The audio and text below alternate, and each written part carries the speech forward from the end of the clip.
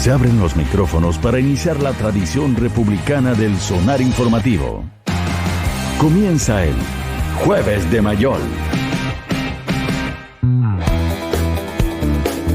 Don Alberto Mayol, bienvenido. ¿Cómo está usted? ¿Qué tal? ¿Cómo están ustedes? ¿Qué tal? Muy bien. ¿Cómo va la vida en este periodo de cuarentena? Parecía a un claustro, pero con niños. Ya. Lo mejor poder compartir ahí con toda la familia, ¿no? Eso, con la familia, eso lo dices. por supuesto. Por supuesto. Ese tono de ánimo y por supuesto que no de resignación, no, por supuesto. Los niños se suben para abrazarte por todo tu cuerpo. Muy agradable, especialmente cuando quieres concentrarte, trabajar en algo, pero no importa. Claro, para el teletrabajo es una tremenda... Bueno, pero ahora me imagino que estás encerrado, no sé, en el baño. No, de hecho, para efectos de poder hacer estas cosas, volví a encerrarme en el automóvil. Ya. Además que tu lugar de privacidad. Y además que así como que siento que salí. Que estás en otro escenario. Muy bien. Claro. Oye, Alberto, bueno, pero esto da un periodo para reflexionar y analizar lo que está ocurriendo en el acontecer nacional. ¿Qué te parece todo lo que ha ocurrido ahí en el ámbito académico con este paro virtual que organizaron algunos estudiantes de la Universidad de Chile? Sí, y que debo decir que hay diversos actores además en el medio universitario, fundamentalmente en las universidades públicas, donde ha surgido una idea semejante, que no se ha plasmado todavía o no se va a plasmar, porque el paro virtual, el paro online que señaló algunas carreras de la Universidad de Chile fue comunicacionalmente un gran fracaso. Entonces lo más probable es que eso sea un elemento disuasivo en contra de aquello. Pero me parece interesante el planteamiento, fundamentalmente porque tiene que ver con una cosa que se asocia a los recursos políticos, ¿sabes? Cuando uno tiene que hacer algo, cuando uno busca un objetivo, ocupa ciertos recursos y deja de ocupar otros porque le parece que es lo mejor para la causa, ¿no? Y en este caso es llamativo que haya como tal analfabetismo político, que se use un recurso que lo único que puede hacer es debilitar a quienes lideran el movimiento estudiantil. Las universidades, con la Universidad de Chile, son parte muy importante de ese movimiento que de alguna manera ya se quedó hace un rato ya, con años mejores y peores, pero como algo permanente. Y en este contexto es llamativo porque en el fondo gran parte de todo movimiento, el éxito está asociado a cómo tú puedes dialogar con el resto de la ciudadanía. Si tú te quedas encerrado en el calor de la asamblea, no sirve de nada. Y en ese contexto el paro online tiene muchos errores. Quiero destacar uno, ¿no? Y hago la salvedad de que en mi calidad todavía me quedan un par de meses en ese cargo. Bueno, depende del coronavirus en realidad, pero yo estoy decano de una facultad, entonces... claro, habla de la lógica académica. Entonces, claro, entonces hablo desde el problema de que cuando hay paros y qué sé yo, impacta directamente en la planificación de mi trabajo, pero más allá de eso, lo interesante es lo siguiente, en términos políticos, nacionales, o sea, qué es lo que importa, ¿no? Imaginémonos lo siguiente. X universidades parten con un paro online ahora, ¿ya? Iniciando el semestre recién, cuando estamos en las pruebas, en las pruebas me refiero en la marcha blanca, o sea, en el ensayo de cómo se funciona desde a distancia. Con todas las dificultades que tienen estas universidades que son más inclusivas. Pongo un ejemplo súper simple. Hablaba con gente de universidades privadas de alto ingreso y me decían, pero nosotros ya partimos y estamos impecables, los estudiantes. Entonces yo le digo, mira el siguiente dato. Nosotros hicimos un catastro en nuestra universidad. El 30% de los estudiantes o no tiene computador o no tiene conexión a internet. Claro. Y los que tienen computador no necesariamente no es personal, puede ser del hogar. Por lo tanto, tienen que compartirlo con la persona que hace teletrabajo, compartirlo con la persona que el otro compañero, el otro hermano que estudia, y así sucesivamente. Entonces, no es sencillo. En universidades donde en cada hogar hay un computador por persona, eso no existe como problema. Y donde hay un espacio para estudiar, claro. Entonces, obviamente eso genera una distorsión. Pero supongamos que... Sí. Alberto, pero de verdad que yo no sé cuántas veces he escuchado esa cosa triunfalista, somos el país con más conexión a internet, con más computadores, con más celulares, Sí. Y en circunstancias como esta, cuando se pone a prueba, todo eso tiene letra chica, porque claro, como tú bien dices, ¿de qué sirve tener un computador con conexión a internet en una casa de 48 metros cuadrados donde se agolpa una familia y el computador lo tiene que compartir el jefe del hogar que hace teletrabajo, que no puede no usarlo porque de eso depende el sostén económico de la familia, con los dos hijos que estudian diferentes cosas y que ambos se creen con el mismo o reclaman el mismo derecho a usarlo? O sea, nuestro discurso triunfalista está lleno de estas excepciones que al final nos dejan bastante en ridículo en circunstancias como esta. Claro, o sea, de hecho, nosotros como facultad, por ejemplo, cuento simplemente la anécdota de que nosotros en estos días vamos a estar llevando a los domicilios de los estudiantes que no tienen computador 150 computadores de la facultad. ¿Ya? Entonces, comprenderás que tiene que ver con que el problema existe, o sea, y que eso complementa otros aportes que va a hacer la misma universidad a nivel central. Entonces, hay que resolver ese tipo de problemas. Esos problemas existen en ciertos lugares que en otros lados no existen. Dicho esto, uno podría decir, bueno, pero dado que este es el escenario, efectivamente tiene todo el sentido un paro online. Sí, pero ¿dónde termina esto? Y aquí viene donde la reflexión, comillas, de alta política siempre es importante. ¿Ya? ¿Dónde termina esto? Termina en que tú haces el paro online, no se va a poder volver presencialmente en un rato, no sabemos cuánto, ¿ya? Además no sabemos, que es lo más complicado, porque si supiéramos, por último, se planifica de una determinada manera, Claro. pero no sabemos. Entonces no se va a poder volver en un tiempo determinado, y en ese contexto podría ocurrir que además arrecien toda clase de problemas, qué sé yo, de deficiencia de pago por parte de los y las estudiantes, en fin, Sí. una serie de cosas que van a generar posiblemente que termine esto y hayan otros conflictos que puedan derivar en otro paro. O que no, que esto se proyecte mucho en el tiempo, sencillamente no hayan ramos y el ministerio un día le diga a las universidades que están en paro, le diga, oye, ¿sabe qué? Perdieron el año. Y lo que termina por ocurrir a fin de ese año es que las universidades, voy a nombrar por nombrar, la Universidad Adolfo Ibáñez, la del Desarrollo, qué sé yo, terminaron el año. Y las universidades, y 6 universidades públicas no terminaron el No año. lo consigue. ¿Cuál es el mensaje que normalmente se va a tomar de aquello? Bueno, las entidades privadas se adaptaron adecuadamente a toda la contingencia, mientras que las públicas se enredaron y siguieron con estos problemas de los paros y por tanto no funciona. Entonces, O peor aún, del... Alberto, Sí. lo que puede pasar también es que pierdan el año en una misma institución algunos estudiantes versus otros Exacto. que sí tenían acceso a todos esos recursos. Exactamente, claro, pero si hay paro en el fondo se suspendería toda la actividad, Claro.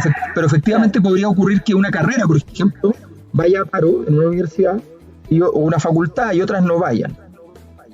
Entonces, Claro. ese tipo O de que no todos los situaciones- estudiantes se sumen al paro y entonces algunos igual vayan avanzando en la materia que se va a seguir enviando versus Exacto. aquellos que optaron por sumarse al paro y al final ir quedando atrás. Y en el fondo es eso, en el fondo es el riesgo de ir quedando atrás en un proceso donde obviamente si uno no hace un cierto esfuerzo institucional, público, que en muchos aspectos no se hace en Chile, o sea, estamos hablando de que lo que se está haciendo en Chile es bien discreto respecto al apoyo, a las ayudas, respecto a lo que están haciendo otros países. Y a nadie se le ocurriría, digamos, someter a las instituciones educativas a un cierto estrés en otras partes para que pase algo políticamente a nivel... A nadie se le ocurriría haber hostilizado el principal establecimiento educacional histórico del país, como ocurrió con la ministra Cubillo y el Instituto Nacional. O sea, ¿en qué país a alguien se le ocurre que tu principal baluarte histórico tú entras en conflicto con esa institución? Claro. Como ministra. Entonces, o sea, es bien absurdo. Entonces, hay que tener Echando ojo no con la poca situación. benzina a lo que después sería el estallido social. echando además no poca benzina lo que sería el estallido social y entonces hay que tener mucho cuidado y aquí la reflexión en el fondo tiene que ver con una cosa que no tiene que ver con la ética ni nada, porque además hay elementos éticos. Yo considero que en un escenario como este, uno de los grandes esfuerzos que tiene que hacer uno en general es aprovechar estos momentos extraños, digamos, para comprender mejor lo que está pasando, y por tanto la vida universitaria en ese sentido debiera ser un elemento muy potente, muy positivo, un apoyo muy importante en este proceso. Entonces debiéramos estar en eso, pero más allá de lo ético hay un tema político que es entender a dónde terminan las jugadas y me da la impresión de que en ese sentido quienes convocaron este paro online, que fracasó estrepitosamente en todo caso, no entendieron esa variable. Ya, vamos por ahí.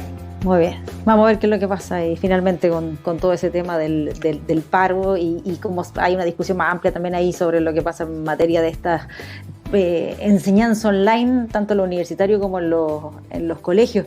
Pero tenías tú también ahí otra reflexión sobre lo que está pasando en el mundo con este coronavirus, ¿no? Sí, a mí me he puesto a mirar distintos. Que detrás de año. ¿Sí? Es que sí, te perdiste okay. Un momento. Ya, perdón. Detrás de fenómenos de este tamaño, como el coronavirus, por ejemplo, no sé, cuando hablábamos del estallido social y tratábamos de ponerle un grado Richter, hablábamos de 9 o 10, ¿no? Sí. Bueno, esto entonces, ¿cuánto tiene? O sea, esto son estos momentos extraños en la historia donde un evento aparentemente pequeño en inicio puede gatillar toda clase de repercusiones, como el asesinato del archiduque para la Primera Guerra Mundial, cosas así. Francisco Fernando, claro. Claro, un archiduque que no le importaba realmente a nadie, o sea, no. Un tipo además que de la época donde a nadie le importaba la farándula, ya pertenecía a la farándula, ¿no? Y era toda y era la única razón por la que era conocido, o sea, era como si a partir del asesinato en los 80 del príncipe de Mónaco, ¿ya? Hubiese nacido la Tercera Guerra Mundial, o sea, es una cosa rarísima. Bueno, en este caso estamos frente a un virus, a una modificación del virus del resfrío, ¿ya? Que tiene consecuencias potencialmente de muerte, y esa modificación del virus que normalmente significa una emergencia a nivel mundial, pero un conjunto de medidas se ha transformado en probablemente un adelantamiento, una traída al presente de algo que va a ocurrir en el futuro, parece con mucha claridad, que era la recesión global a gran tamaño, y va a tener consecuencias enormes. Y en medio de estas consecuencias, las cosas que ya están ocurriendo y que es muy interesante, a mi juicio, es que toda esta crisis podría haber sido un excelente momento para que aquellos países que dicen creer en la globalización demostraran que creen en la globalización. ¿Y qué han hecho esos países? ¿Ya? Cerrar fronteras. Bueno, se entiende que medidas, sí. Se entiende que puede tener sentido por el tema de los vuelos, qué sé yo, pero ya, ok, dejemos que eso, supongamos que está bien. Pero otra cosa que hicieron, vulnerar tratados de libre comercio para quitarle a proveedores privados, ¿no? Piratería. Las mascarillas, la indumentaria médica, los ventiladores. Exactamente, que se ganan ahí. Agarraron cosas en los puertos, dijeron para mí, y me importa un carajo. Exacto. Quién la compró y quién la vendió. El acuerdo, etcétera. Claro. El contrato. Bueno, o sea, volvemos a una versión muy contemporánea de los corsarios, digamos. Claro. Entonces, la piratería de Estado. Entonces, en el fondo empezamos a ver un conjunto de procesos por los cuales los países dicen, mire, yo me cierro y que se jodan los demás. Las comunas dicen, yo me cierro y que se jodan los demás. En ese escenario, me dirán, bueno, pero ¿qué solución había? Bueno, pongo un par de ejemplos súper sencillos. Si los recursos son limitados y las necesidades son importantes, hay una ventaja, entre comillas, una ventaja de este proceso, y es que esto tiene contenido estacional. O sea, hay puntos peak que son diferentes en distintos lugares del mundo, ¿correcto? Sí. Por tanto, claro, yo podría, con mucha facilidad, hacer que parte de ese equipamiento, por ejemplo los ventiladores, estén migrando por el mundo para poder apoyar a aquellos lugares que están en problemas y que luego vuelvan cuando yo los necesito. Entonces, sí, eso sería una demostración de que el espíritu de la globalización está en las autoridades del mundo que fomentaron la globalización. sí, ¿Y cómo leo esto? Bueno, lo que pasó es que la globalización que vivimos fue un proceso fundamentalmente y casi exclusivamente económico. No tuvo un tono cultural. Más globalización, sí, sin ninguna duda, fue el helenismo de los griegos en los siglos 3, 2, 1 antes de Cristo, que termina por influir incluso en el surgimiento del cristianismo y en toda clase de doctrinas por distintos lugares no solo de Europa, sino que de Asia, en fin. Mucho más en ese tal vez sentido. el único intento fue la Unión Europea de ir a sacar las fronteras más allá de lo económico, pero tampoco es que sea 100% exitoso, por lo que hemos visto. No, quedó sucedido en lo económico, que el mejor ejemplo de aquello fue el momento de la crisis de los griegos, donde Alemania demostró que controlaba la Unión Europea, que había un mini emperador dentro de ese pequeño imperio, secundario en ese momento, o terciario a nivel mundial, y que sencillamente entonces no había tal cosa como una posibilidad de hacer una política global que considere todas las variables. Pongo un ejemplo que ellos están ridiculizándolo. Por ejemplo, en ese instante ellos dijeron, bueno, pero ¿qué quieren los griegos? ¿Los griegos quieren que acaso les paguemos por todo el aporte, les condonemos esta deuda porque tuvieron a Aristóteles y a Platón? Y la verdad es que el argumento... Se nos está acabando el tiempo, Mayor. Sí, pero déjame cerrar con esto. Y la verdad es que ese argumento no era tan tonto. O sea, ¿por qué no? ¿Por qué no? Si se han vivido de eso, gratis, digamos. Se supone que los derechos de autor son importantes para ellos. Bueno, eso nomás sería. Esto. Me encantó eso. Lo voy a citar. ¿Qué quieren que les paguemos por Aristóteles y Platón? Alberto Mayor, muchísimas gracias, compadre. Muchas gracias, que estén bien. Un abrazo. Chao, Alberto, que estén bien. Chao. Muy bien.